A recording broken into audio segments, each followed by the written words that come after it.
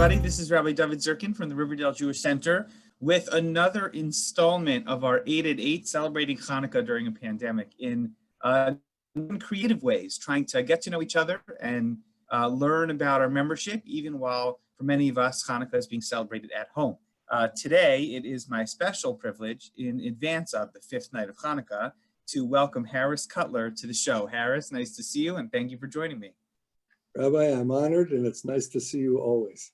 Okay, fantastic. So let's, in case there are people out there who don't know you too well yet, let's get you introduced. So can you introduce us to our viewers? Tell us a little bit about yourself. Sure. Maybe can you tell us a little bit about your family here in Riverdale? And also, can you tell us a little bit about Scranton, Pennsylvania, the difference between Scranton and Riverdale as well? Wow. Okay, my name is Harris Cutler, and I'm married to Janice Cutler. And Janice's maiden name is Broadman. She comes from Plainview, Long Island. She started out in Kew Gardens in Queens. And I met Janice at the Concord Hotel at a singles weekend on December 7th, 1982. No, 81, excuse me. And we've been together for 39 years. We've been married for 38 years, and we have 5 children. 3 of our children live in Riverdale. Marcus Cutler, who's married to Ayelet, with Zachary, Ava, and Lila. And then Jeffrey Cutler, who's married to Alana. Alana comes from New Jersey. And Max Cutler, who's married to Hollywood, Liat. And it's very exciting to be in Riverdale. We came to Riverdale via Janice's first cousin, Sharon Hirsch, and her husband, Herb. And we're blessed to live in the Blackstone with Herb and Sharon. And our life in Riverdale is a lot of fun. And this is the greatest Jewish community I have ever experienced. And Janice and I go back and forth from Scranton to Riverdale. Scranton being our home, and our businesses in Scranton. The boys work in Riverdale. Their other 2 siblings, Charlotte Cutler and Joseph Cutler, both live in New York as well. And Charlotte's involved in retail business, and Joseph is about to become a PhD in plant science. So all the kids are in the business and everybody's busy. Sorry. Okay, we're going to get back to the business in a minute because this business is just perfect for Hanukkah. So we're going to talk about it in a second. But before we get there, let's talk about davening, because one of the things I love about you, Harris, is you have been a staple of the outdoor minyan since we started davening outdoors during COVID. It has been challenging, as I'm sure you could admit. Sometimes it's noisy, sometimes it's cold. Rosh Hashanah was tough. So tell me about your experience with outdoor davening this year. Well, before we get into more discussion about that, I have to share, this is anecdotal and a lot of fun. So it's the second day of Rosh Hashanah, and the first day of Rosh Hashanah was brutally cold. For those of us that were there, it was freezing. It was freezing. The wind was blowing, and it was really, really a very challenging Rosh Hashanah to stay focused on the davening, which of course was abbreviated. And as cold as it was the first day, the second day of Rosh Hashanah started out so beautiful and mild, and then you showed up. And as soon as you gave a speech about how cold it got so cold, it was even colder than the first day. So that was courtesy of your But my sermons, people haven't heard sermons in a while, but my sermons are powerful, let me tell you. Yes. Well, I want to say a couple things about the outdoor davening. First, for many, going to shul is a real challenge because we all love shul and we all love to be in shul, and especially that shul, which is so special. But on the same token, we don't know the intricacies of the pandemic. And even though we're closer to the end of the pandemic than the beginning, there were times we really didn't know how things spread, and it was really, really scary. My son, Jeffrey, generally directs how the family prays. He's your student, and you were his rabbi when he got married, excuse me. Jeffrey is being exceptionally careful about COVID. He is the primary caretaker of his Ummah, who lives in the building with us, and he's the one that gets the call. And so he has to be so careful in his own mind, because it isn't his life that he's concerned about. It's his wife, of course, and his Ummah Judy. Kudos to Jeff for that. Anyway, So we're davening outside, and with a few exceptions when the weather was absolutely a rain out, it's amazing to me how mild it is on Shabbos. And we have the most magnificent views and vistas on the roof of the RJC, and it's a very spiritual place. And I keep hanging out up there and thinking about how wonderful it would be if we could somehow put some sort of a roof up there or some sort of a cover. But I thought it was really interesting this past Shabbos when it started to rain and they were reading the Torah in the escape, the fire escape. That's where they were reading the Torah so it wouldn't get wet. And somehow droplets were working their way on the Torah and they had to stop the Torah reading. And of course, Rabbi Genak, in his own way, Saturday night when they took out the Torah and they were able to read because it wasn't raining, he continued the Torah reading from where we had cut it off, which was pretty cool. But the outdoor minyan has a really great fellowship. And because there's not a lot of people up there, they let the Cutlers sing a lot. So we really like it. It's like being back in Scranton for us. That's right. You guys are really chazanim pretty often, but it's great. And I agree with you. I think the collegiality of it, with that same group being up there on the roof every day and every weekend, it's really amazing. And it's a point of pride. Our shul takes a lot of pride in its minyanim, but what the guys have been able to do outdoors has really been incredible. That's awesome. Okay, now let's talk about the next outdoor event in your life. A few weeks ago on a Sunday morning, outside of the shul, you made a siyum on Maseches Eruvin, along with your study of the Daf Yomi. So Eruvin's a tough Masechta. That was not an easy Masechta to work your way through. So how did it go for you, and what's the takeaway? Well, first, for all of you who have never studied Daf Yomi, when I began 7.5, 8 years ago to do it in memory of my father-in-law, Werner Brodman, every time we get to a really amazing daf, and there are so many, where there be so much agada or stories, I would copy that page and send it to my kids.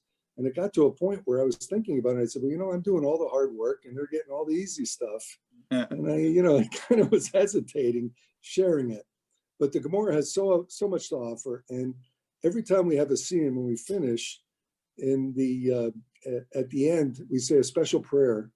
And in the special prayer, we're praying that our children and our grandchildren will learn and will make siyum in.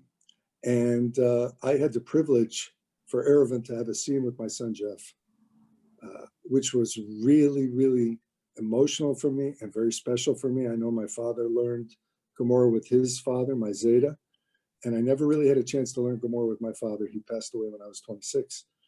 But to be able to have a siyum with Jeff and to know that every day Jeff's doing the daf is absolutely amazing and very, very exciting. That's inspiring. Absolutely. I couldn't agree more. Okay. COVID has challenged our community in a lot of different ways, professionally, socially, religiously, like we already talked about. But for you guys, Race West in the produce business, especially at the beginning of COVID, although you could disagree, I think people's fears about food and delivery and being trapped at home and still having enough to provide for their families was a real point of concern.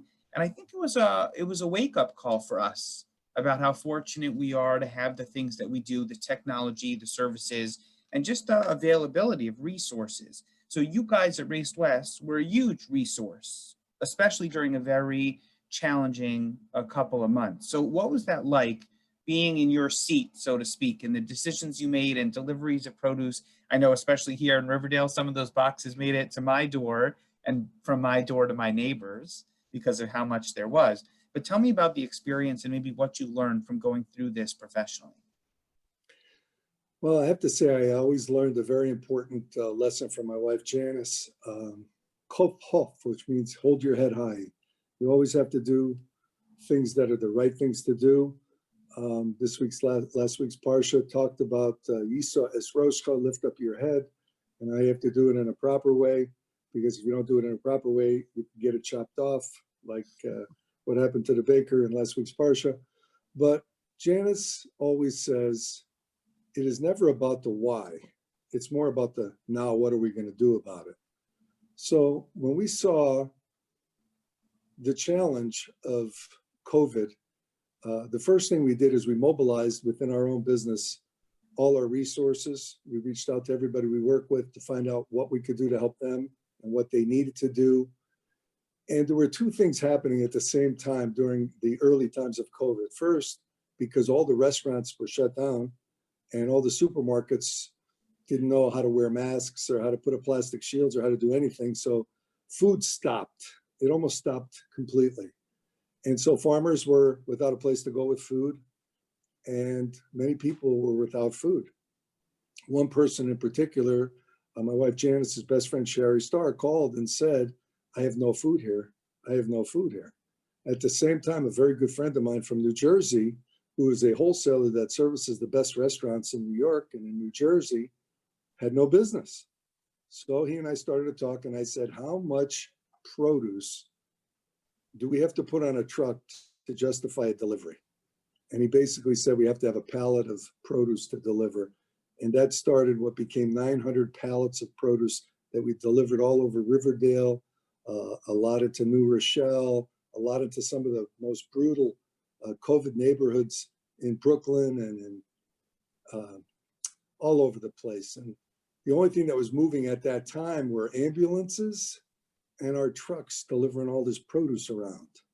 We found a way to take produce from farms that had nowhere to go with it, and we were able to send a number of tractor trailer loads to the Med Council, which for those of you who may be looking for a real amazing institution to give tzedakah to, of course your shul always, but think about Met Council. That is a great organization, and they really feed people.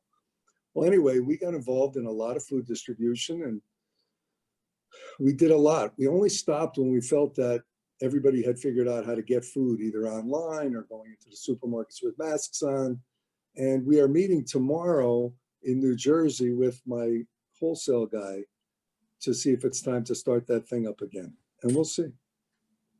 Wow, unbelievable. It really was. It was a great resource, and it was a great source of pride for me and for our community to know that it was coming from a family in Riverdale that was being so creative.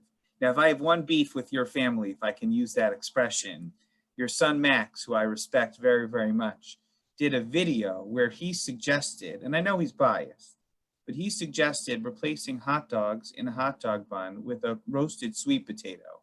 And I have to tell you, as a hot dog lover, and I love a good sweet potato, I just don't know. Maybe I couldn't find religious opposition to it, but there was something wrong with that, you know? Now, you guys are the potato experts, and it's Hanukkah. So I think before we end this interview, we have to talk about potatoes. And you got to tell me, like, what's the right way to make a latke? You must have a Cutler family tradition, or what can we do to make them better? We have a few days left. It's not too late. Help us out, Harris. Wow. Okay, lots. Well, first on the sweet potato hot dog, you should know that that came from two of the most expert culinary people there are. And the reason they even came out with trying to duplicate a hot dog from a sweet potato was because there are people like Janice Cutler all over, and I'm sure your wife is the same, that refuse to let us eat hot dogs. And we love hot dogs. So we actually have a preparation that can make a sweet potato taste like a hot dog. It still has a good amount of sodium in it for flavor, but aside from that, it's real healthy. Well, anyway, my suggestion for your congregation and for all our friends that are ultimately going to get to see this video is the key to good latkes is always squeezing the potatoes after they're grated and getting all that moisture out of there. That is really, really important because oil and water never mix. And when you take a spoonful of latke and you put it in hot oil and there's a lot of potato water in there, that's the stuff that spatters all over the place. And it doesn't make a good fry experience. Russet potatoes and yellow gold potatoes make the best latkes, although there are those that say that red potatoes do very well too. My suggestion to you all, simple, simple, simple. Potatoes, onions, sweet potatoes, onions, hot oil, and it has to be really hot when you put it in. And you can always tell as soon as the edges are brown, flip them over. Don't overcook them. And Shabbos, Max introduced us to the tafudi, sour cream. Yeah. What an invention for Jewish people that want to have a little sour cream on their latkes. Wow. It feels a little almost immoral, right? At a fleishig meal to have sour cream, it just doesn't feel right. But we love tofuti, no question about it. Well, all I want to say to everybody was that one of the things that happened in the pandemic, in the middle of all this chesed and tzedakah that my family had allowed us to do, for the first time in a long time, potatoes, onions, carrots, and sweet potatoes, which is our core 4 commodities, became the most important commodities in the produce department, more important than strawberries and more important than grapes. And it was a really elevating experience for us to have people call up and saying, we need more potatoes, we need more potatoes. So for all of you who have fallen in love with potatoes again, when the pandemic is over, please don't stop. The potato farmers, the onion farmers, the carrot farmers, and the sweet potato farmers need you still. Thank you. Okay, well, I got to say that's the perfect way to end it, Harris. Everybody, you heard it here from the source himself. We got to eat more latkes. 8 days a year is not enough. Fry them hot, enjoy them with your family. Next year, we'll enjoy them together as a community. I want to thank Harris Cutler for his time, his wisdom, and his always being a tremendous source of inspiration to me and to our community. Harris, a happy Hanukkah to you and to all of our viewers. Hanukkah Sameach.